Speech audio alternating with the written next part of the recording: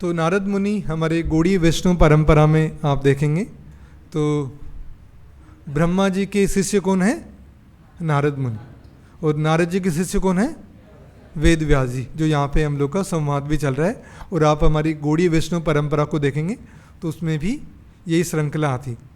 तो नारद मुनि भगवान के एक सत्यावेश अवतार हैं और एम्पावर्ड डिवोटी।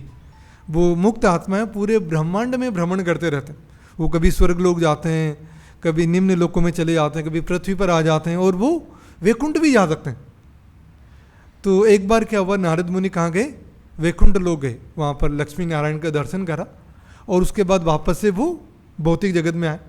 और वो कहाँ गए? सीधे प्रयाग। प्रयाग में क्या है? प्रयाग में एक विशेष जगह क्या है? वहाँ पर गंगा यमुना सरस्वती का क्या है? संगम। तो उसमें स्नान करने के लिए नारद मुनि जा रहे थे। तो जंगल के रास्ते से होते हुए जा रहे थे तो उन्होंने देखा कि रास्ते में क्या है? कुछ जानवर पड़े हुए। जानवर को तीर लगा हुआ है, हिरण है, उसको तीर लगा हुआ है, वो दर्द से कराह रहा है, तड़प रहा है, खून बह रहा है उसके। थोड़ा और आगे जाते तो एक सूअर पड़ा हुआ है, ऐसे दर्द से कराह रहा है। थोड़ा और आगे जाते तो एक खरगोश उनको मिलता है, तो वो भी उसी तरह से दर्द से तड़प रहा होता है, उसके तीर बिंधा होता है, खून बह रहे हैं उसके। तो एक वैष्णव का स्वभाव होता है पर दुख दुखी। जब वो किसी को दुखी देखता है तो वो भी दुखी हो जाता। भौतिक जगत में लोग होते हैं पर दुख सुखी, दूसरों को दुखी देख करके लोग बहुत सुखी हो जाते। ऐसा ही होना चाहिए इसके साथ, है ना। और अगर किसी व्यक्ति को सुखी देखते हैं कि इसका खूब धन धनाढ्य है, सक्सेस मिल रही है और वो बहुत प्रोग्रेस कर रहा है, तो बहुत दुखी हो जाता है। ऐसा कैसे हो गया? मैं प्रोग्रेस नहीं कर रहा, ये तो तुक्का है इसका, ये तो कुछ गलत काम करता होगा, है ना, सारा ब्लैक का काम करता है कुछ है। हम लोग ईर्ष्या करने लग जाते हैं। वैसे ही हम लोग देखते हैं कि जैसे पाकिस्तान प्रोग्रेस कर रहा है तो भारत में लोग बहुत जलते हैं, या भारत प्रोग्रेस कर रहा है तो पाकिस्तान के लोग बहुत ईर्ष्या करते हैं, बहुत दुखी होते हैं। तो ये भौतिक जगत का स्वभाव है ना, ये भौतिकता है या ये ठीक नहीं। तो नारद मुनि थोड़ा आगे जाते हैं, थोड़ा अंदर जंगल के अंदर, तो देखते हैं कि एक बड़े से वृक्ष के पीछे एक व्यक्ति छुपा हुआ है। उसके हाथ में तीर है, धनुष है, एकदम काला कलोटा और उसकी आंखें एकदम लाल, ऐसा लग रहा साक्षात यमराज हूँ। तो जब नारद मुनि उसके पास जाते हैं तो वहाँ पे जितने भी जानवर होते हैं वो क्या होते हैं? भाग जाते हैं। वो शिकारी पेड़ के पीछे से निकल के आता है और एकदम गुस्से के अंदर लाल, और नारद मुनि को जो भला बुरा बोलना चाह रहा था, गाली बकना चाह रहा था, लेकिन जैसे नारद मुनि के सामने आते हैं तो वो उनको कुछ भी गाली या कुछ भी भला बुरा नहीं बोल पाता, नारद मुनि के प्रभाव की वजह से। तो नारद मुनि बोलते हैं, शिकारी पूछता पहले, बोले आप शायद रास्ता भटक गए, रास्ता तो उधर था, आप ये जंगल के अंदर आ गए।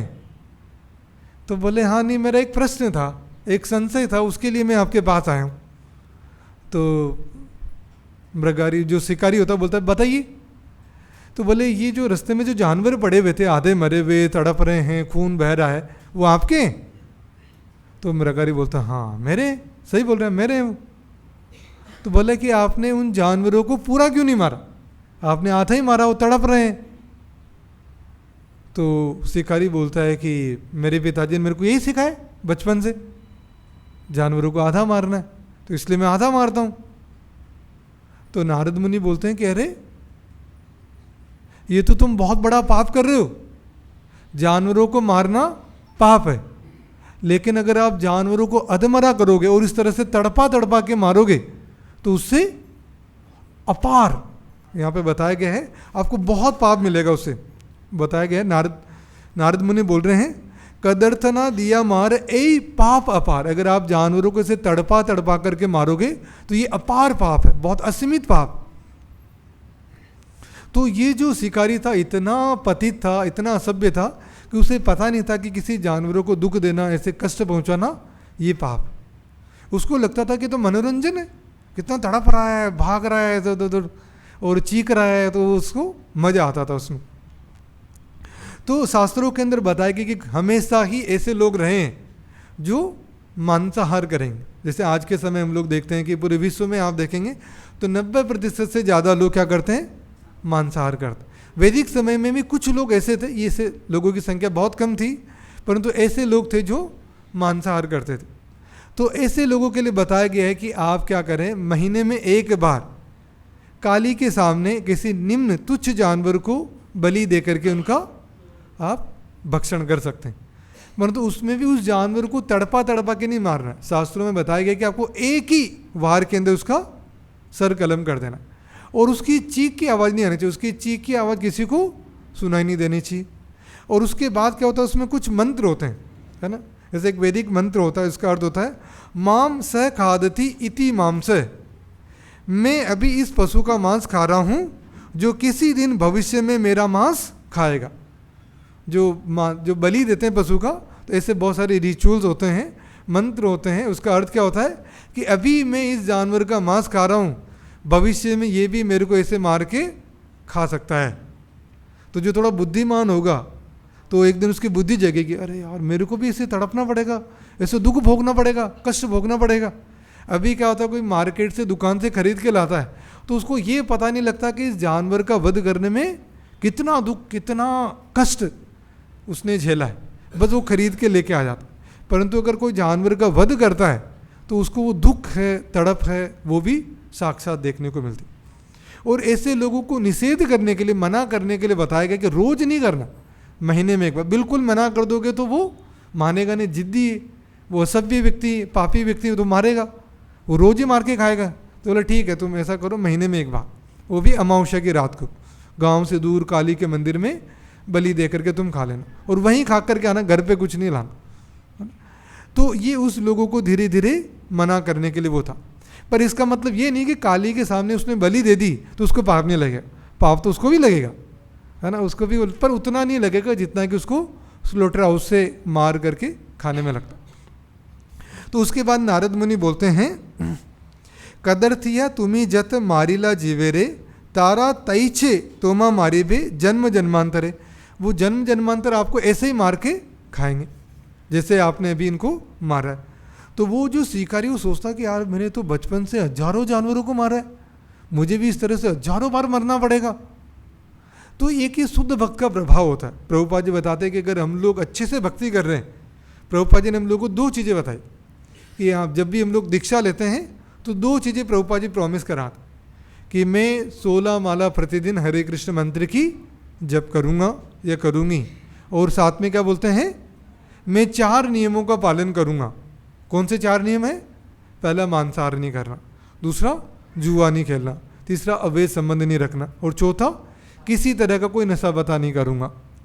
तो अगर ये 4 तरह के पाप कर्मों से हम लोग दूर रह रहे हैं और प्रतिदिन 16 माला हरे कृष्ण मंत्र का जप कर रहे हैं, तो जब हम लोग ऐसे व्यक्तियों के पास जाएंगे जो मांसाहार करते हैं, जो पाप कर्म करते हैं, और उन लोगों को जब आप भक्ति के बारे में बताएंगे तो उनका हृदय परिवर्तित होगा, क्योंकि आप ये 16 माला और 4 नियमों का पालन करके आप शुद्ध रहेंगे।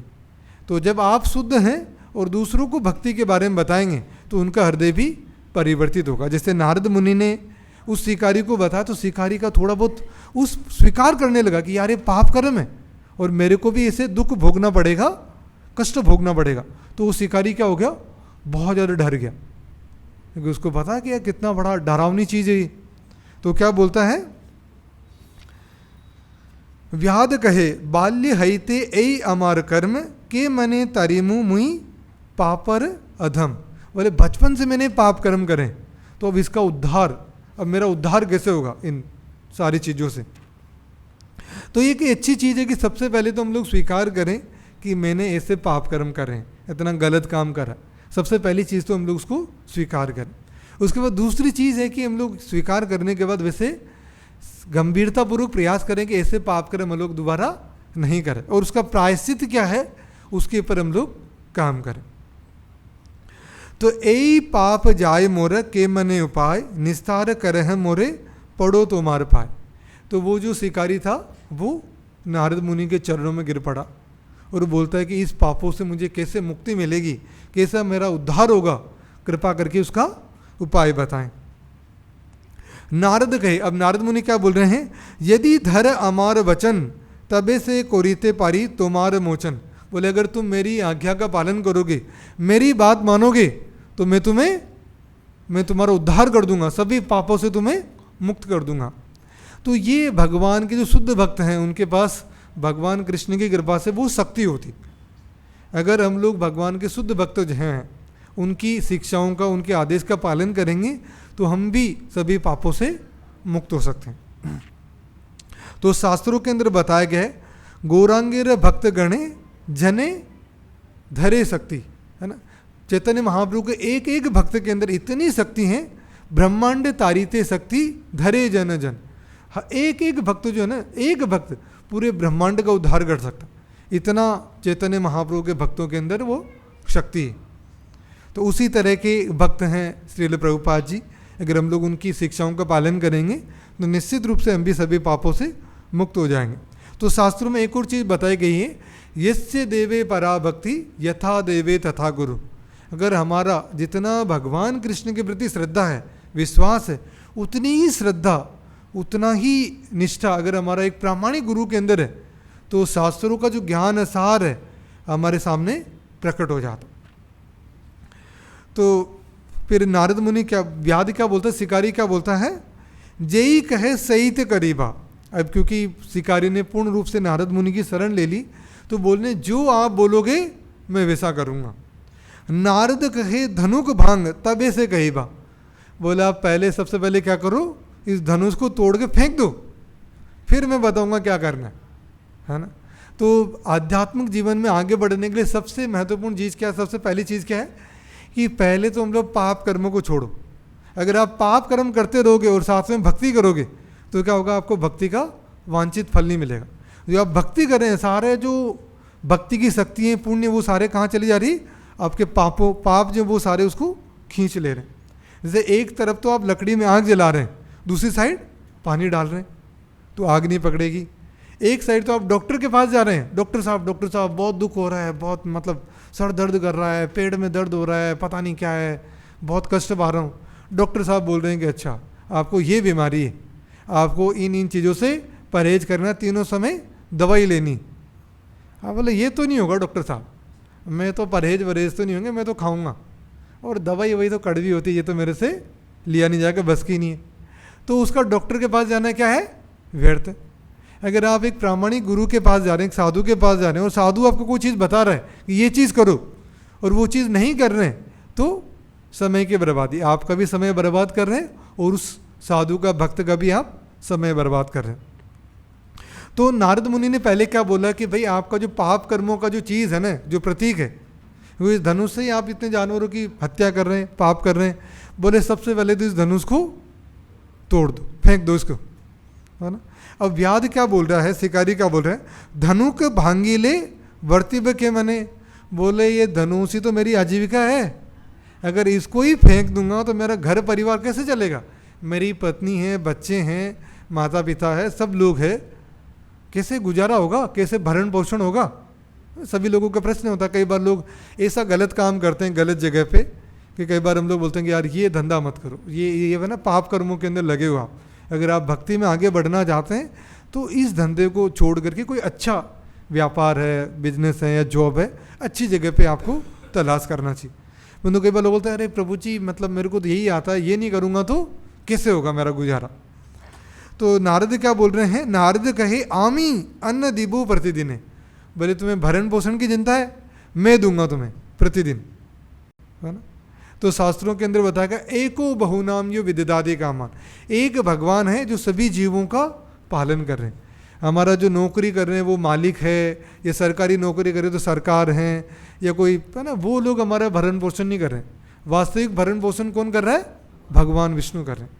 जैसे आप जंगल के अंदर जाएंगे तो वहाँ पे शेर भी, वहाँ पे हाथी भी है जो एक बार में है ना कई किलो खाता है, 40-50 किलो तक खाता है।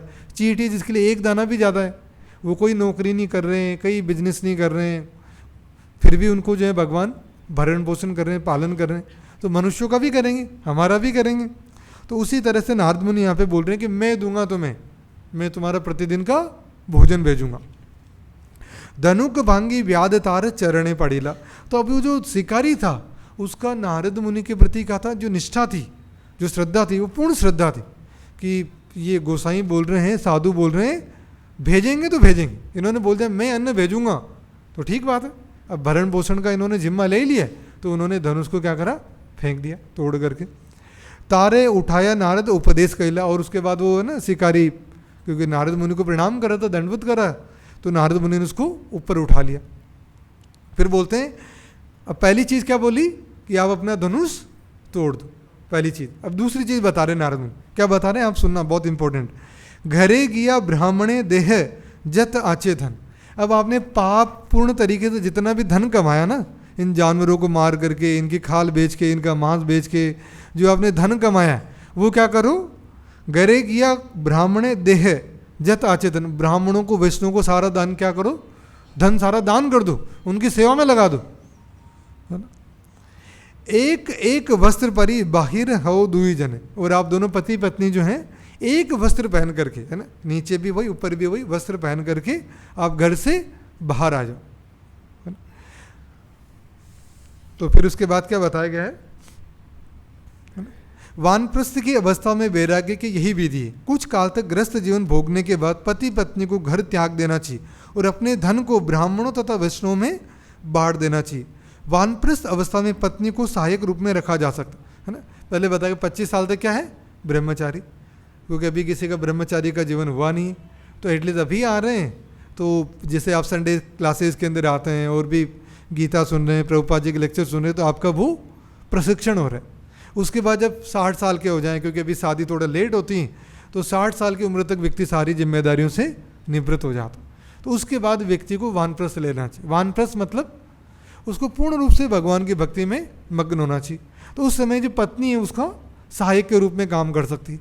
10 साल तक दोनों ने पूरा भक्ति के अंदर लीन रहे, उसके बाद पत्नी को वापस बच्चों की जिम्मेदारी में सौंप दिए और वो व्यक्ति संन्यास लेकर के भगवान के प्रचार कार्यों में पूर्ण रूप से समर्पित हो सकता है। तो इस तरह से जीवन का पूरा वो सिस्टम शास्त्रों के अंदर बताया गया। अगर हम लोग इस तरह से जीवन जिएंगे तो हम सांसारिक जीवन भी जी लेंगे और आध्यात्मिक जीवन में भी हम लोग को पूर्णता प्राप्त होगी।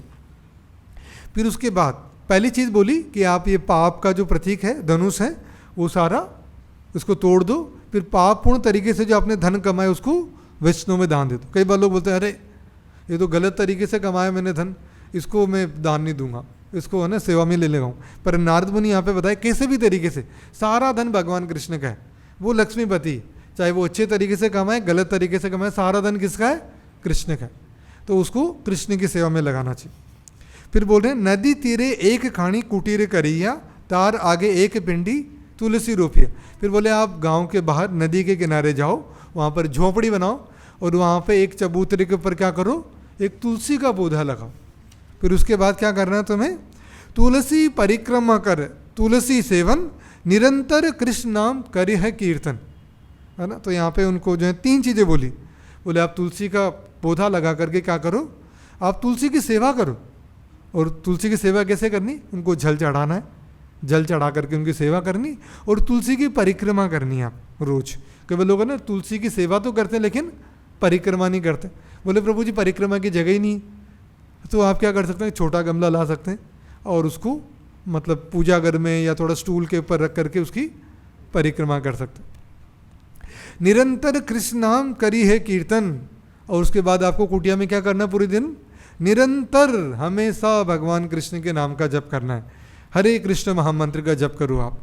तो प्रभुपाद जी ने ये तुलसी सेवा जो है इतनी महत्वपूर्ण है कि प्रभुपाद जी ने दोनों संध्याओं पर, है ना, एक तो सुबह के समय मंगल आरती के समय और एक शाम के समय जो संध्या होती, उस समय हम लोग को तुलसी आरती की शिक्षा दी कि हमें तुलसी की सेवा करनी चाहिए और उनकी परिक्रमा करनी चाहिए।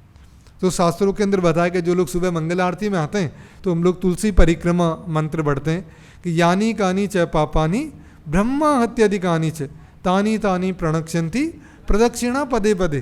तुलसी की परिक्रमा करने से जो बड़े से बड़ा पाप है, ब्रह्म हत्या तक, ब्राह्मण की हत्या तक का जो पाप है, वो सारे पाप भी धुल जाते। तो तुलसी की परिक्रमा करने से हम लोग शुद्ध होते हैं, हमारे सारे पाप कटते हैं और हम लोग भगवान कृष्ण की भक्ति में आगे बढ़ते हैं। और तुलसी भगवान कृष्ण को बहुत प्रिय है। तुलसी की सेवा, इसलिए हम लोग तुलसी की कंठी माला पहनते हैं, तुलसी की माला के ऊपर जप करते हैं और तुलसी के पास बैठ करके जप करते हैं। जैसे सुबह के समय भी आप देखेंगे तो तुलसी आरती हो गई, उसके बाद तुलसी को अंदर नहीं ले जाते, आप वहीं तुलसी के पास बैठ करके हम लोग जप करते हैं। जो नारद मुनि ने दिया, निरंतर कृष्ण नाम करिए कीर्तन, तुलसी के पास बैठ करके हमें जप करना चाहिए। जब तुलसी महारानी के पास बैठ के जप करते हैं तो जप की शक्ति कई गुना बढ़ जाती। आप देखेंगे हरिदास ठाकुर जी वो भी जब बेनापोल के जंगल में रहते थे तो एक कुटिया थी उनकी और वहाँ पे तुलसी का पौधा था और वहाँ पर वो बैठ करके जप करते। और वहीं पर एक जो जमींदार था रामचंद्र खान, वो उनसे ईर्ष्या करने लग गया कि यार ये मुस्लिम होकर के इतना प्रसिद्ध है, लोग इसका इतना आदर करते हैं। तो उसने जो एक वेश्या भेजी, कैसे उस साधु को जो है हरिदास ठाकुर को मैं नीचा दिखा दूं, कैसे उनको पतित कर दूं। लेकिन हरिदास ठाकुर के प्रभाव से वो वेश्या भी क्या होगी, भगवान की भक्त बन गई। और हरिदास ठाकुर ने बोला कि मुझे पता था शुरू से ही कि ये रामचंद्र खान क्या कर रहा है, मेरे प्रति षड्यंत्र कर रहा है। मैं चाहता तो पहले दिन ही चला जाता, लेकिन तुम पर कृपा करने के लिए मैं यहाँ पर रुका रहा। बोले कि आप यहीं पर बैठो, तुलसी की सेवा करो और यहाँ पर आप जो है हरे कृष्ण महामंत्र का जप करो। तो हरिदास ठाकुर की कृपा से वो वेश्या इतनी बड़ी वैष्णव बनी कि वो प्रतिदिन 3 लाख नाम का जप करती। बस वो एक वस्त्र पहन रखा है, तुलसी का पौधा है, वहीं पे बैठ करके वो जप करती। तो बहुत सारे बड़े बड़े जो वैष्णव भक्त हैं वो भी इस वेश्या का दर्शन करने आते थे, जो कि बहुत बड़ी भक्त बन गई थी। तो ये बहुत सिंपल सी चीज़ है भक्ति में आगे बढ़ने के लिए कि आप हरे कृष्ण मंत्र का जप करें और तुलसी की सेवा करें। फिर इसके बाद बोल रहे हैं, आमी तोमाए बहु अन्न पाठाएमु दिने सही अन्न लबे जत खाओ दुई जन। बोले मैं खूब अन्न भेज दूंगा, जितना इच्छा हो भरपेट आराम से खाना और भगवान की भक्ति करना, सेवा करना। फिर उसके बाद नारद मुनि बोल रहे हैं, तबे सही मृगादि तीने नारद सुस्त कहिला सुस्त हया मृगादि तीने दहाया पलाइला। उसके बाद नारद मुनि ने क्या करा, वो जितने भी वहाँ पे जानवर थे ना, हिरण हैं, सुअर हैं, खरगोश हैं, जो अधमरे पड़े हुए थे, उन्होंने अपनी कृपा दृष्टि से उनको सुस्त कर दिया। उनके सारे घाव भर गए और वो सारे हिरण जो थे, जानवर थे, उड़ करके भाग गए वहाँ से। देखिया व्याधेर मने हईला चमत्कार। और व्याध ये देख करके बहुत आश्चर्यचकित रहेगा, बोला अरे जीवित हो गए, सारे घाव भर गए इनके, बहुत आश्चर्य हुआ उसको। घरे गेल व्याध गुरु के कोरी नमस्कार। और वो नारद मुनि को प्रणाम करके अपने घर चला गया।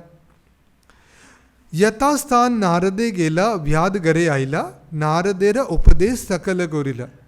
तो शिकारी घर चला गया, नारद मुनि भी प्रयाग चले गए त्रिवेणी में स्नान करने के बाद।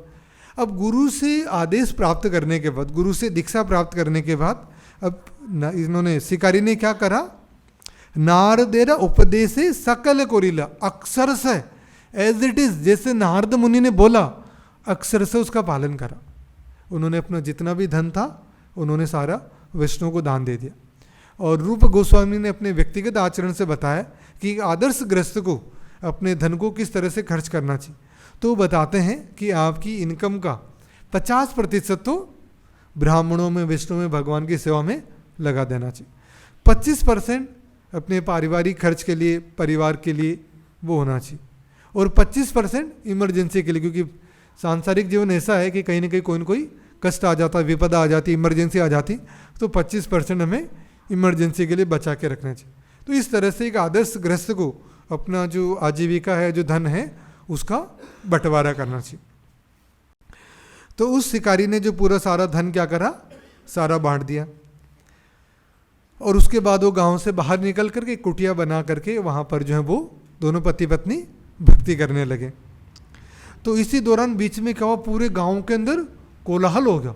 अरे वो शिकारी जो जानवरों को आधा मारता था, वो शिकारी क्या हो गया, वैष्णव बन गया है। उसने जानवरों को मारना छोड़ दिया है, उसने मांस खाना छोड़ दिया है। और तो अब तो वो बहुत ही सात्विक तरीके से साधु की तरह एक वस्त्र पहन करके और बहुत ही सात्विक जीवन जी रहा है। अच्छा, अरे चलो चलो चलने चलते हैं, मिलने चलते उसे। तो ये वैदिक परंपरा है कि जब भी किसी साधु का दर्शन करने जाते हैं, मंदिर जाते हैं, तो क्या करते हैं, खाली हाथ नहीं जाते, कुछ न कुछ लेकर के जाते। या तो कुछ पुष्प लेके जाते हैं, कुछ फल लेके जाते हैं, कुछ अन्न लेके जाते हैं, गेहूँ हैं, चावल हैं, सब्जियाँ, कुछ न कुछ लेके जाते। कई बार कोई कुछ भी नहीं लेके जाता तो आपने देखा कि मंदिर के अंदर आकर के लोग 100 रुपये 50 रुपये कुछ न कुछ चढ़ाते, है ना। तो ये कि मंदिर जब हम लोग जा रहे हैं तो कुछ न कुछ सेवा करनी, खाली हाथ नहीं जाना। चले 10 रुपये करें पर उसमें सेवा करनी।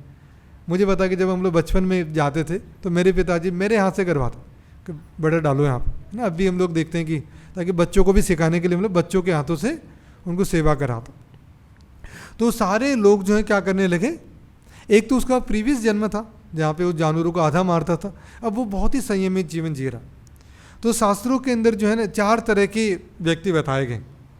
तो एक बार एक साधु के पास 4 तरह के लोग आए और सभी तरह के लोगों को उस साधु ने क्या करा, अलग अलग आशीर्वाद दिया। तो एक राजकुमार आया, तो राजकुमार को उस साधु ने क्या आशीर्वाद दिया, चिरंजीवी भव। क्या आशीर्वाद दिया, चिरंजीवी, चिरंजीवी हो, खूब जियो आप। तो वो खुश हो गया, घर चला गया। फिर उसके बाद जो वहाँ पर क्या आया, एक ब्रह्मचारी आया। तो ब्रह्मचारी को उस साधु ने आशीर्वाद दिया, माँ जीवो, बोले आप मत जियो, आप प्राण त्याग दो, है ना, ये आशीर्वाद। फिर उसके बाद जो है वहाँ पर एक भक्त आया, एक वैष्णव आया। तो उसको उस साधु ने क्या आशीर्वाद दिया, जीवो वा मरो वा, चाहे आप जियो या मर जाओ कोई फर्क नहीं पड़ता, मतलब जो आपकी इच्छा है तो जियो मरो, जो भी इच्छा हो आप। फिर उसके बाद एक शिकारी आया, तो उस शिकारी को आशीर्वाद क्या दिया, है ना, माँ जियो माँ मरो, नहीं तो तुम जियो नहीं तुम मरो। तो वहीं पर उनका एक शिष्य बैठा था, तो उसको बड़ा आश्चर्य हुआ, बोले गुरुजी ये क्या आशीर्वाद देने, राजकुमार को तो आशीर्वाद दिया चिरंजीवी भवो, और शिकारी को बोल रहे न तो तू जी न तू मर, और एक वैष्णव को बोल रहे तू या तो जी ले या मर ले, और उसको ब्रह्मचारी को बोल रहे हैं कि आप मर जाओ। तो फिर वो गुरुजी ने बताया कि देखो मैंने राजकुमार को आशीर्वाद क्यों दिया चिरंजीवी भव, वो राजकुमार क्या है, उसके बाद खूब रुपया पैसा धन धनाढ्य।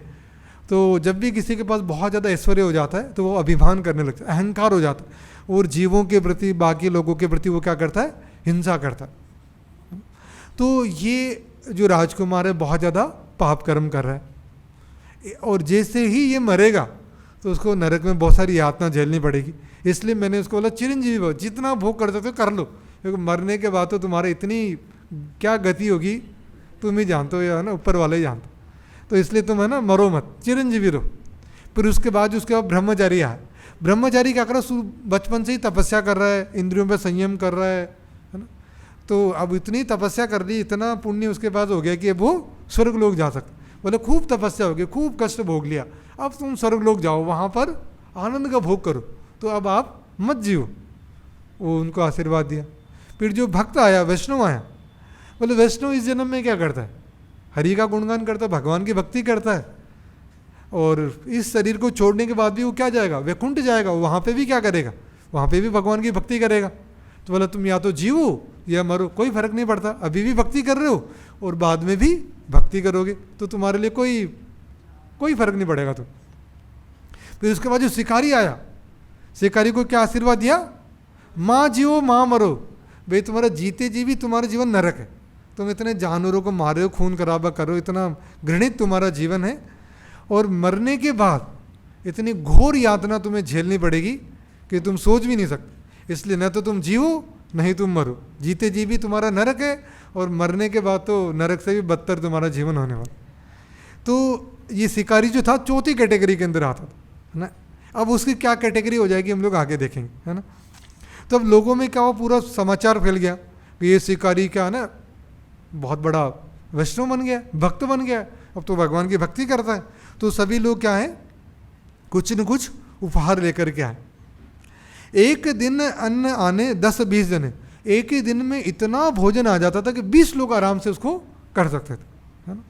जैसे नारद मुनि ने पहले बोला था ना कि मैं आपको पर्याप्त तो भेज दूंगा, आराम से खाना पति पत्नी, कोई चिंता की बात नहीं। तो अब नारद मुनि भेज रहे हैं, है ना, लोगों को प्रेरणा दे रहे हैं, है ना। दिने तत लय जत खाए दुई जने, लेकिन ये लोग जो है अब क्या हो गए, वैष्णव बन गए। गृहस्थ क्या करता, संचय करता, बहुत ज़्यादा इकट्ठा करता। जैसे मधुमक्खी होती है ना, मधुमक्खी की तुलना किससे की जाती है, एक लोभी गृहस्थ से की जाती है। ऐसा कहते हैं ना, बाहर जाकर के आप देखेंगे चावल का एक बोरी पड़ा हुआ, तो पंछी आएगा अपने दाना चुगेगा चला जाएगा, है ना। उसको पता है कि यार भगवान देंगे, वो ले जाता नहीं, उसका स्वभाव प्रकृति है कि रोज़ उसको मिल रहा है ना, रोज़ उसको मिलता है और वो जाता है दाना चुगता है, संचय नहीं करता, इकट्ठा नहीं करता। लेकिन वहीं पे कोई इंसान जाएगा तो जो पहले सबसे पहले जाएगा ना, पूरा बोरा वही उठा ले जाएगा। वो खाएगा कितना, एक मुट्ठी खाएगा, उसकी भी जरूरत है एक मुट्ठी की, लेकिन पूरे बोरे को ले जाएगा, क्योंकि उसको भगवान में श्रद्धा नहीं, विश्वास नहीं, तो अब ये दोनों गए, पर्वत मुनि और नारद मुनि बोलते हैं कि चलो उनके पास चलता है।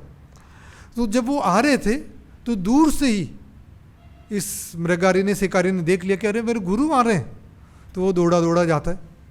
तो वो रास्ते में जाकर के अपने धोती से क्या कर रहा है, मिट्टी को साफ कर रहा है ना, थोड़ा साफ कर रहा है, फिर वहाँ पे दंडवत कर रहा है। तो वो धोती से क्यों साफ कर रहा था, क्योंकि वहाँ पर बहुत सारी चींटियाँ थी, है ना। पहले चींटी को उसने साफ करा, क्योंकि दंडवत करेगा तो बहुत सारी चींटियाँ दब के मर जाएगी। जो पहले जानवरों को मारता था, अब एक चींटी को मारने के लिए भी तैयार नहीं, तो चींटियों को थोड़ा साफ करा, फिर गिर करके दंडवत प्रणाम करा। फिर नारद मुनि और पर्वत मुनि को अपने आश्रम में लेके आए, कुटिया में लेके आए, उनको बैठने के लिए कुछ का आसन दिया और उनके चरण धोए, और उस चरणों को, है ना, उस चरणों का जलपान करा, अपने सिर पे छिड़का, और फिर जो है उनको उन्होंने मतलब जो भी उसके घर में था उसको उन्होंने आव भगत करी। तो नारद मुनि बोलते हैं, जब नारद मुनि ने देखा ना कि ये किस तरह का भी इसका पूरा आचरण बदल गया, तो नारद मुनि बोल रहे हैं, नारद कहे व्याध ऐ न है आश्चर्य, बोले हे शिकारी, इसमें कोई आश्चर्य नहीं है कि तुम इतना बदल गए। हरि भक्ते हिंसा शून्य है साधुवरे, कोई हरि की भक्ति करता है, भगवान कृष्ण की भक्ति करता है, हिंसा शून्य, वो अहिंसक हो जाता है, किसी जीव मात्र के प्रति भी वो हिंसा नहीं करता है। है साधुवर्य, और सर्वश्रेष्ठ साधु बन जाता, उत्तम साधु बन जाता। भागवतम के अंदर भी एक श्लोक आता है कि अगर कोई व्यक्ति भगवान की भक्ति करता है तो ऑटोमेटिकली उसमें सारे देवी देवताओं के गुण अपने आप आ जाते हैं। वहीं दूसरी ओर वो व्यक्ति जो भगवान की भक्ति नहीं करता है, उसमें कुछ भी अच्छे गुण नहीं होते। कई बार हम लोग देखते हैं कि लोग जब दिवाली या कुछ ऐसे त्यौहार आते हैं तो लोग बोलते हैं कि हमें पटाखे नहीं जलाने चाहिए, क्योंकि इससे जानवर डर जाते हैं, है ना, कुत्ते बिल्ली ये लोग डर जाते हैं। वहीं वो दूसरी ओर जा कर के क्या करते हैं, रेस्टोरेंट में जा कर के मछली खाएंगे, है ना, दूसरे जानवर का मांस खाएंगे। तो ऐसे लोगों में एक तरफ तो वो जानवरों के लिए अच्छाई की बात कर रहे हैं, दूसरी ओर उन्हीं जानवरों को मार करके वो खाते हैं। तो जो सांसारिक लोग हैं उनमें कभी भी कोई अच्छे गुण नहीं हो सकते। और जो भगवान के भक्त हैं, अगर चाहे कितना ही पतित क्यों ना हो पहले के टाइम में, कितना ही घृणित क्यों ना हो, कितना ही बड़ा पापी क्यों ना हो, अगर वो भगवान की भक्ति करने लग जाएगा तो धीरे धीरे वो सारे पाप कर्मों को छोड़ देगा और सारे अच्छे गुण उसमें ऑटोमेटिकली आ जाएंगे, इसमें कोई आश्चर्य नहीं है। तो ये जो घटनाएं स्कंद पुराण से, स्कंद पुराण के अंदर ये पूरा ये कथा बताया गया। तो कृष्णदास कविराज गोस्वामी स्कंद पुराण से एक श्लोक बता रहे हैं, हरि भक्तो प्रवृत्ता ये नेते शु परतापिन, हे शिकारी, तुमने अहिंसा जैसे जिन सद्गुणों को विकसित कर रखा है वे बहुत आश्चर्यजनक नहीं है, क्योंकि भगवत भक्ति में लगे व्यक्ति कभी भी अन्यों को ईर्ष्यावश पीड़ा पहुंचाने की मनोवृत्ति नहीं रखते हैं। तबे से ही व्याध दुहारे अंगने आनीला, है ना, फिर उनको पूरा उन्होंने आव भगत करी। फिर उसके बाद वो जो था नारद मुनि पर्वत मुनि का उन्होंने आव भगत करा अपने आश्रम में। उसके बाद वो क्या कर रहे हैं, कंप पुलकाश्रु हैला कृष्ण नाम गया, ऊर्ध्व बाहु नृत्य करे वस्त्र उड़ाया। अब वो अपने गुरु के सामने क्या कर रहे हैं, भगवान के नाम का कीर्तन कर रहे हैं, और इतना रोमांच उनके उसमें शरीर में आ गया, उनका रोम रोम खड़े हो गए, उनके आंखों में आंसू आ रहे हैं। और वो जो अपने है ना कपड़े, जैसे कई बार बहुत एस्थेटिक हो जाता है ना, बहुत खुश हो जाते हो तो अपने कपड़ों को है ना लहरा करके, आपने देखा होगा कि कभी हम लोग कोई वर्ल्ड कप जीत लेते कुछ है तो लोग अपने कपड़े खोल करके और एकदम वैसे करके डांस करते हैं। तो वैसे ही एस्टेसी के अंदर ये जो शिकारी हैं एकदम अपने कपड़े उतार करके और लहराते हुए और मतलब नाच रहा है, गा रहा है, उसके रोम रोम खड़े हो गए, आंसू आ रहे हैं उसके। और उस शिकारी के भाव के ऐसे लक्षणों को देख करके ये जो पर्वत मुनि नारद मुनि के मित्र हैं वो बड़ा आश्चर्यचकित हो गए, ये भाव के लक्षण इसके अंदर, इस शिकारी के अंदर, है ना। तो वो क्या बोल रहे, नारदेर कहे तुम ही हाउ स्पर्शमणि, बोले हे नारद मुनि, हे मित्रवर, आप तो स्पर्शमणि हैं, आपका स्पर्श पा करके ये लोहा भी क्या हो गया है, सोना बन गया। तो ये साधुओं का स्वभाव है। अगर कोई वास्तव में कोई साधु है, कोई वैष्णव है, तो उसका ये पहचान है कि उसके संपर्क में जो भी आएगा वो भगवान का भक्त बन जाए, वो सारे पाप कर्मों को, बुरी आदतों को छोड़ देगा। अगर किसी की सभा में कोई भागवत कथा हो रही है, लाखों लोग आ रहे हैं, लेकिन भागवत सप्ताह भागवत कथा सुनने के बाद भी उनका जीवन में कोई बदलाव नहीं आ रहा है, कुछ भी पाप कर्मों को नहीं छोड़ रहे हैं, भगवान की भक्ति नहीं कर रहे हैं, कुछ भी अच्छे गुणों का विकास नहीं हो रहा है, इसका मतलब या तो वो सही प्रामाणिक स्रोत से नहीं सुन रहे, यही इसका एकमात्र वो है, और या वो उसका अनुसरण नहीं कर रहे हैं। प्रामाणिक स्रोत से सुन रहे हैं लेकिन वो उसका अनुसरण नहीं कर रहे हैं, या तो गुरु योग्य नहीं है या शिष्य योग्य नहीं है, इन दोनों में से एक चीज निश्चित रूप से। तो प्रभुपाद जी इसको बताते हैं कि जैसे एक पति पत्नी है, दोनों साथ में रह रहे हैं, अगर पति पोटेंट है और वो साथ में रहेंगे, संबंध बनाएंगे, तो निश्चित रूप से बच्चा होगा, पत्नी गर्भवती होगी। उसी तरह से जब हम लोग प्रामाणिक गुरु से भगवान के बारे में श्रवण करेंगे तो हम लोग जो कृष्ण भक्ति से प्रेग्नेंट हो जाएंगे, कृष्ण भक्ति हमारे अंदर जागृत हो जाएगी। अगर नहीं हो रही, इसका मतलब हमारे अंदर कुछ गड़बड़ी। फिर बोल रहे हैं, पर्वत मुनि ने आगे कहा, हे मित्र नारद, आप तुम देवताओं में ऋषि के रूप में विख्यात हैं। आपकी कृपा से शिकारी जैसा निम्न जन्मा व्यक्ति भी तुरंत कृष्ण के प्रति अनुरक्त हो सकता है। नारद कहे, वैष्णव तुम्हार अन्न किचु आए। तो बोल रहे हैं, अब वो देखो, जब कोई व्यक्ति जो है भक्ति के बाद, दीक्षा के बाद जब उसका जीवन पूरा बदल जाता है, तो उसको अपने प्रीवियस लाइफ से उसको ना वो नहीं करना चाहिए। अरे पहले के जीवन में अगर कोई व्यक्ति बहुत ना गंदा काम करता था, पाप कर्म करता था, कैसा भी काम करता था, जब वो दीक्षा के बाद जब पूरा बदल गया है, तो अब उसको पूर्व जन्म के जैसे भी उसके संस्कार थे उससे उसको संबोधित नहीं करना चाहिए, वो उसको उस तरह से नहीं बात करनी चाहिए। तो अब नारद मुनि भी उसको क्या बोल रहे हैं, वैष्णव, वो नहीं बोल रहे शिकारी, ये नहीं बोला। नारद मुनि क्या बोल रहे हैं, जैसे प्रभुपाद जी थे तो उनके जितने भी शिष्य थे वो सारे हिप्पीज थे, ड्रग्स लेते थे, नशा पता करते थे।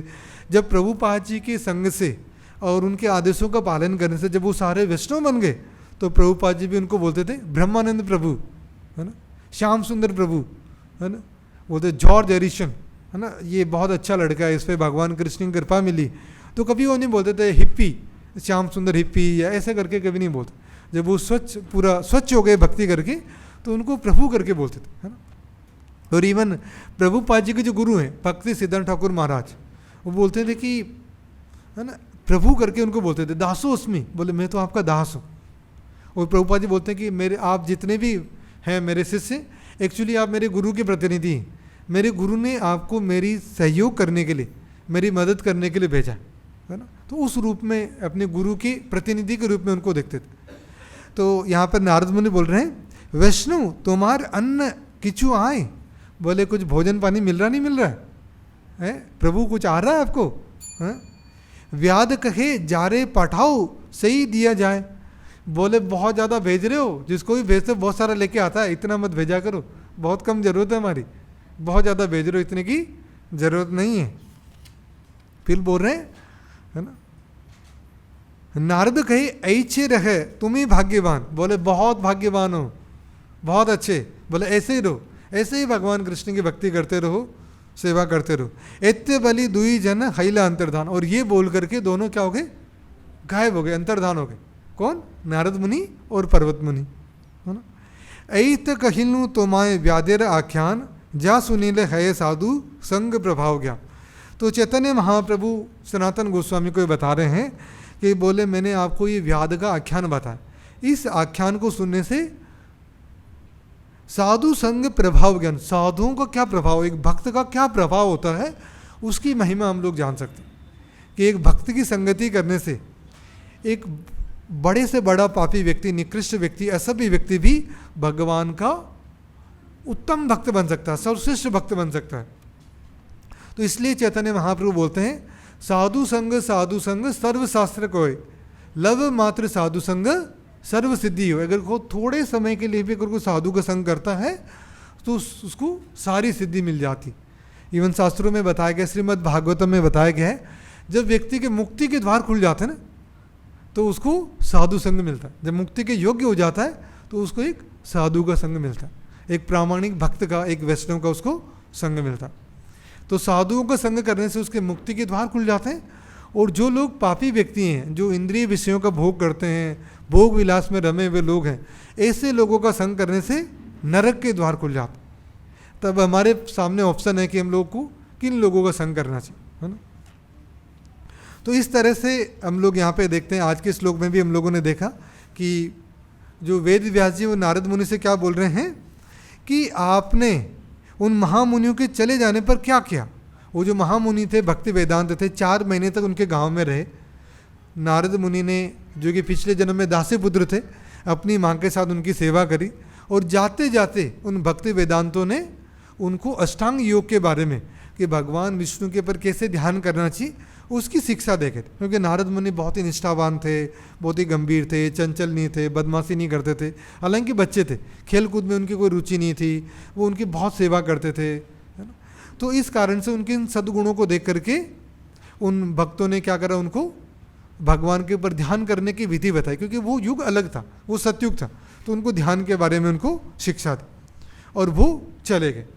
तो अब वेद व्यास जी पूछ रहे हैं कि भाई उनके जाने के बाद, है ना, आपने क्या करा, ताकि हम लोग भी जान सके कि नारद मुनि ने जो करा हमें भी वो करना चाहिए, और उनके चरण चिन्हों में चल करके हम भी भक्ति में सफलता को प्राप्त कर सके।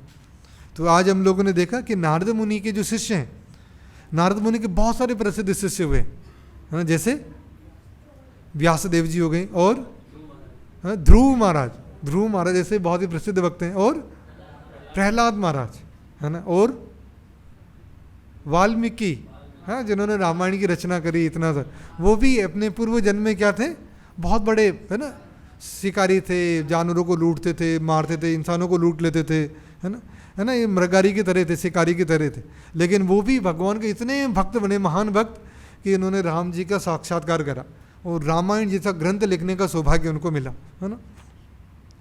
तो और इसी तरह से बहुत सारे भक्त उनके हुए हैं।